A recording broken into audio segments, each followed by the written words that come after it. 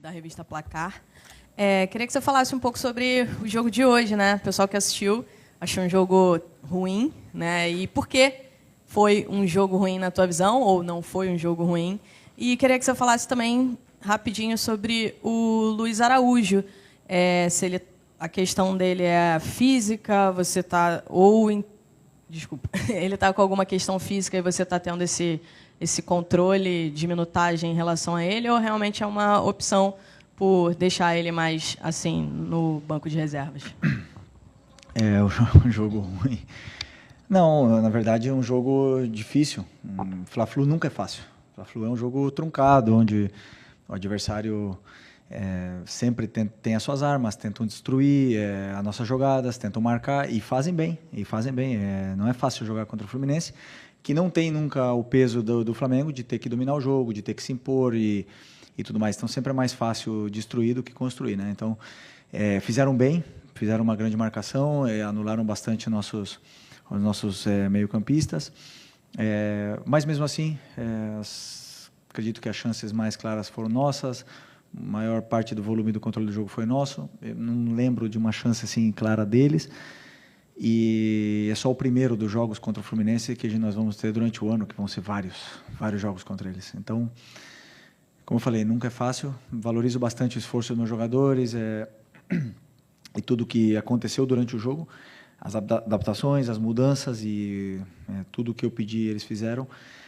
E principalmente é isso, até o final do jogo todo mundo correndo e todo mundo se entregando, nunca ninguém fazendo algo que não deveria fazer, fazendo algo por sua conta, senão todo mundo pensando na equipe. Isso para mim é o que mais importa. E para o torcedor pode ser que realmente seja um jogo mais chato, por 0-0, mas muito influenciado, né, por alguns fatores externos, o calor, não gosto de dar desculpa, mas é verdade, muito quente, a bola, campo duro e fica um jogo mais... perde um pouco de intensidade. O jogo à noite sempre é mais intenso, o frio é mais intenso ainda. Isso é um fato do futebol, mas não é desculpa do nosso time não ter feito a mesma coisa que vinha fazendo nos outros jogos. E sobre o Luiz Araújo, um cara que teve uma lesão seríssima no joelho, está tendo minutos cada vez mais, teve 60 minutos no outro dia. Estamos tentando controlar a carga desses jogadores para eles não fazerem 2 jogos seguidos, como o Ayrton teve que fazer hoje, o Everton teve que fazer hoje. Inevitavelmente alguns vão ter que fazer, mas o nosso principal objetivo é cuidar e mimar esses jogadores, principalmente esses jogadores que vieram de lesão, para poder chegar bem no Brasileiro. Eu já falei, eu falo 1, 2, 3 e não vou matar ninguém no Carioca, não vou. E se isso custa meu trabalho, azar. Eu vou pensar mais para frente. Vou querer ganhar o Carioca. Não vai servir de desculpa para nada, porque com o time que eu sempre falo, com jogadores que vão jogar, mais do que suficiente para poder ganhar. Felipe, boa noite. Emanuele Ribeiro, do GE. Globo. Você falou sobre esses fatores que influenciaram talvez esse jogo chato para o torcedor. Um desses fatores que a gente comentava aqui antes é a falta que fizeram De La Cruz e Arrascaeta, que foram poupados para esse jogo de hoje. A gente sentiu a falta desse meio de campo mais criativo e, com certeza, esses 2 jogadores contribuem muito para isso. Como que pensar o time do Flamengo sem esses 2 jogadores, sem o Arrascaeta, quando ele não tiver à disposição? Qual é a dificuldade para pensar esse meio de campo dessa forma? E você acha que no segundo tempo faltou talvez mais ousadia ali para o Flamengo para tentar levar essa vitória? Quando você fala de Arrascaeta, é um jogador único, um jogador especial, e todo mundo sabe da qualidade que ele tem, e ele vai fazer falta aqui, em qualquer lugar que ele tiver, sempre. Mas esse foi o mesmo time da final, né? E lá não fez falta. Só que hoje, como o resultado não veio, e aí sim a gente começa a falar dos jogadores que não estão. Né? E eu valorizo os que sim tiveram hoje, os que sim se esforçaram, lutaram e fizeram tudo o que eu queria. O meu plano de jogo não funcionou como outras vezes, e é futebol. Não consegui dar tempo para o Plata do jeito que ele teve no outro jogo contra o Botafogo, não consegui dar soluções para o Bruno Henrique que ele teve no outro jogo, e acaba que o jogo não ficou tão limpo. Né? Eu esqueci mais uma coisa que você me perguntou. Do segundo tempo, começamos muito bem o segundo tempo, muito bem. No segundo tempo a gente começou em cima deles, criando chances e É claro que tem ajustes que temos que fazer, mas não acredito que tenha faltado ousadia. Tem sim um mérito grande do Fluminense em poder defender, em ser muito agressivo na marcação, fazer bastante faltas, e pararam bastante o jogo, e isso é mérito deles. Oi, Fili, aqui, David Sharp, Antenados na Jogada. Você falou do Fluminense várias vezes, da dificuldade que é jogar, né? Inclusive, o único time que ganhou do seu Flamengo agora, como técnico, foi o Fluminense. Aí eu queria te perguntar, você como técnico agora e ex-jogador do Flamengo, se o Fluminense está um pouco engasgado exatamente por tudo isso, ganhou 2 finais do Flamengo seguidas de Carioca, enfim, na época até 2020, 2021, dava dificuldade também, o Flamengo com um time superior conseguia, né, o Fluminense ia lá e ganhava. Se tem isso, e também te perguntar um pouco sobre o gramado do Maracanã, porque você falou que está duro, né, o gramado passou por um tempo grande aí de reforma.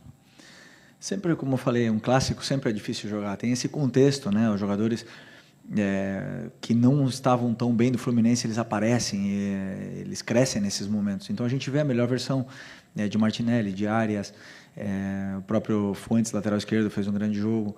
E a gente viu hoje um grande Fluminense. E um grande treinador que sabe defender muito bem, como ele fez, que é o Mano. Então, mas não está engasgado, nunca eu penso assim. A única coisa que eu penso agora é em ganhar o próximo jogo.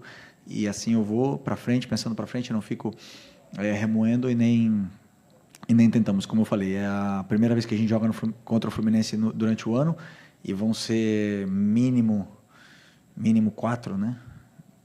Ou é por aí. Então vão ser várias vezes, já foram outros anos que foram 6 vezes, e a gente já se conhece bem, os jogadores se conhecem bem, então sempre é um jogo difícil, e para os dois lados. Pode ter certeza que para eles também foi complicado, mas sempre vamos querer ganhar um Fla-Flu, que é um jogo histórico. Outra coisa? O gramado. Não, é uma briga eterna. É uma briga eterna. Assim, eu entendo, é muito quente. Para cuidar de um gramado não deve ser fácil. Mas temos que pensar nos jogadores, temos que sempre fazer esforço, e se custar mais caro um investimento, temos que fazer um investimento, e se tiver que trocar o gramado em algum momento e fazer um investimento alto, tem que fazer um investimento alto, porque é fundamental para o espetáculo, né? Aqui no Rio de Janeiro o clima é extremo, é para os dois lados, todo mundo pode falar, mas na verdade o telespectador fica um jogo mais chato, fica um jogo mais truncado, a bola quica muito e é prejudicado todos, né? Felipe, boa noite. Gabriel Reis, canal Paparazzo Rubro Negro e Revista Placar. Hoje completavam 6 anos que os meninos não estavam mais com a gente. Queria que você relatasse como estava a sua cabeça pensando nesse dia, nesse jogo aqui no Maracanã, num dia tão triste. Uma outra questão, que se você não quiser falar sobre isso, eu te respeito. O apresentador e ex-jogador Neto, ele falou com muito desrespeito sobre o falecimento desses meninos ontem na televisão, e ainda falou que o Flamengo mandou o Hugo Souza embora porque o Flamengo é um clube que porque ele era negro, chamou o Flamengo de um clube racista, com todas as letras. E eu queria te dar a oportunidade, porque você está aqui há 6 anos, além de tudo, é rubro-negro, mas está aqui há 6 anos e viu como as coisas acontecem aqui. E você pode trazer a verdade. Fique à vontade de falar sobre isso. Sobre os meninos, é uma data que temos que lembrar, porque como eu falo sempre, né? Eu jamais vou esquecer, jamais. E eu não estava aqui, mas eu sinto muito esses meninos aqui no ninho, a presença, cada vez que eu entro ali. Hoje de manhã até falei com 2 pais, o pai do Bernardo e do Christian, e tem uma conexão. Então, assim, é importante que eles sejam lembrados. Eu acho que os pais, eles querem isso, né? Que é importante para o pai saber que o clube está cuidando com carinho desse assunto, que não aconteceu e pronto, vamos esquecer. Não podemos esquecer. Temos que lembrar que esses meninos, como eu falei, vieram aqui atrás de um sonho e não saíram, né? Voltaram para casa num caixão. Isso é muito triste para quem é pai. E é uma data que temos que lembrar deles, né? A torcida sempre lembra, e é importante que eles sejam lembrados. Sobre o Neto, assim, um comentário infeliz. Acredito que ele deve ter sido... Eu não sei o que ele falou, sinceramente. Sobre os meninos, eu não sei. Deve ter sido infeliz. Às vezes, todos cometem erros e não tenho dúvida que se ele falou uma coisa dessas, ele deve estar arrependido e vai se retratar. Não tenho dúvida disso. O Hugo, eu vi ele crescer, eu vi ele evoluir, vi ele ser importante, perder a vaga no time. E ele mesmo, né, não estava bem, e ele mesmo sabia que tinha que sair do time, eu era companheiro dele, mas é um cara que deu a volta por cima e que conseguiu, quebrou a cara, foi para Portugal, saiu da zona de conforto dele do Rio de Janeiro, mudou as amizades, um cara que começou a se dedicar para o futebol e hoje deu a volta por cima e já estão falando dele na seleção brasileira. Isso é mérito total do Hugo, né? E quantos outros Hugos ficaram no caminho porque não conseguiram dar a volta por cima como ele. Então, assim, acredito que o Neto deve ter sido simplesmente infeliz porque às vezes a gente o Neto fala tantas horas normal que ele erre alguma vez e cometa erros, mas tenho certeza que ele deve estar arrependido. Aqui, Felipe, boa tarde. Eduardo Alves, do portal BTB Esportes. Uma das marcas desse jogo de hoje foram 3 saídas de jogadores por questões físicas, que foi o Alexandro, o Michael e o Thiago Silva, pelo Fluminense. Numa dessas saídas, você trouxe para jogo o Ayrton Lucas, trocando pelo Alexandro. E a gente vendo de fora, de olho nu, a gente sente que são jogadores com premissas de jogo bem diferentes. Eu vou dar minha visão, acho que o Alex é mais defensivo que o Ayrton. Mas eu queria entender a sua interpretação sobre essa mudança e como é que é esse trabalho. Afinal, você era lateral esquerdo na sua carreira. O que você pode passar sobre eles e o que você passa para eles também? Fatalidade, o Alex sentiu um incômodo, normal, isso vai acontecer durante o ano. Melhor que aconteça agora, né, no Carioca, e que ele possa se recuperar bem, que ele possa tratar, que possa treinar e estar pronto o antes possível, que ele é muito importante para a gente. E o Ayrton entrou e eles têm a mesma função no campo, né? Os dois têm que atacar quando eles devem atacar, eles têm que passar quando eles têm que passar e têm que marcar quando tem que marcar. Então, eles dois têm a mesma função, absolutamente igual. Então, o que eu peço para o Ayrton é a mesma coisa, absolutamente a mesma coisa que eu peço para o Alexandro. Um tem mais facilidade do que o outro em fazer determinadas funções ou executar conceitos, mas a concorrência é deles, né? Eu hoje optei por começar com o Alexandre, mas sempre que o Ayrton entra, ele também é um jogador importante. Espero que ele possa se sentir cada vez melhor na equipe. Não sabemos ainda, mas é um incômodo, né? Com 7 minutos foi um incômodo que ele sentiu na coxa. Não sabemos ainda se é lesão ou não, amanhã devemos ficar sabendo. Mas o Alex é um cara que se conhece bem, então não quis correr riscos. Boa noite, Felipe. Léo José, do Coluna do Fla. Essa primeira janela de transferências, ela se fecha no dia 28 de fevereiro, né? O Flamengo já contratou o Danilo e também o Juninho. Só que agora, recentemente, emprestou o Alcaraz. Eu queria saber se existe uma demanda da comissão técnica para com a diretoria, pedindo algum reforço, a reforçar algum setor do time, ainda nessa primeira janela? Não. Estou absolutamente feliz com o grupo que eu tenho na mão, o elenco que eu tenho na mão. Mas claro que sempre atento às oportunidades de mercado. Tenho conversas diárias com o departamento de scout, com o Boto, sobre jogadores, sobre possíveis saída e entrada de jogadores, e esse é um assunto interno, mas não pedi ninguém. Okay. Fala, Felipe. Rafael aqui do BarbaCast. Na entrada do time, né, os reservas geralmente entram com uniforme, não com uniforme de jogo, né, uniforme de treino, sei lá, de aquecimento.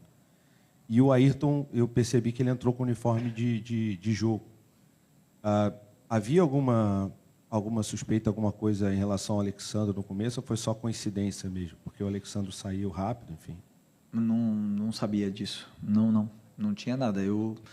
Se o Alex tivesse relatado algum desconforto, algum incômodo durante a semana, com certeza ele não estaria em campo hoje. Mas não, ele falou que foi um gesto onde a perna dele ficou presa na perna do outro e uma coisa assim. Então, ele vai poder explicar melhor do que eu. Eu não sabia desse assunto do Ayrton, né? Talvez estava prevendo que ia entrar, não sei. Mas não. O Alexandre entrou no campo 100%. Felipe, aqui, Lu da Flá TV. O quanto que você entende que esses jogos, ainda esses próximos clássicos, ainda são ainda seguem como jogos de preparação para o Flamengo, né? Que ganhou uma Supercopa, foi um jogaço e gera toda aquela empolgação. Mas o quanto que você entende que esses jogos vão ser importantes para a sequência dessa preparação? Você acabou de falar aí em objetivo de Campeonato Brasileiro e tudo mais, para que os jogadores cheguem na sua plenitude. E o quanto que esses clássicos agora próximos vão servir como boas métricas para você também como treinador? Eu sempre penso que o jogo ele é um guia, né, para a gente ver onde estão os problemas e atacá-los e corrigir esses problemas cada vez mais e o time ir evoluindo, né, nessa curva. E às vezes os jogos que são mais difíceis como hoje são os que mais te dão pistas, né, da onde a gente deve melhorar, o que mais. Então, como eu falo, jogar é o maior guia que você tem, porque muitas coisas acontecem que não acontecem no treino. Sobre usar como preparação é o seguinte, o que eu falo, eu não vou dar sequência de jogos, de 4, 5 jogos para os jogadores agora no começo do ano, porque eu quero que eles façam essa curva e eles estejam no ápice da performance no começo do Brasileiro e consigam manter durante toda a temporada. Sem nenhuma dúvida, jogadores vão se lesionar, jogadores vão ter incômodos, vão sair do campo, não tenho dúvida disso. Isso aí sempre acontece, todos os anos, em todas as equipes do mundo. Mas eu quero tentar chegar o melhor possível com todo o elenco para o começo do Brasileiro. E isso quer dizer que eu vou abrir mão do Carioca? Não vou abrir mão do Carioca. Eu quero ganhar, quis ganhar do Fluminense hoje, quero ganhar do Botafogo, quero ganhar do Vasco e das fases finais também. Então é importantíssimo que a gente cuide desses jogadores, mime eles, que eles estejam o melhor possível para quando começar realmente a sequência de jogos, aí sim. Quando começar a sequência de jogos, aí não dá mais para parar. E é importantíssimo que a gente esteja preparado. Show. Obrigado. Tchau, pessoal. Tá aí, portanto, finalizado.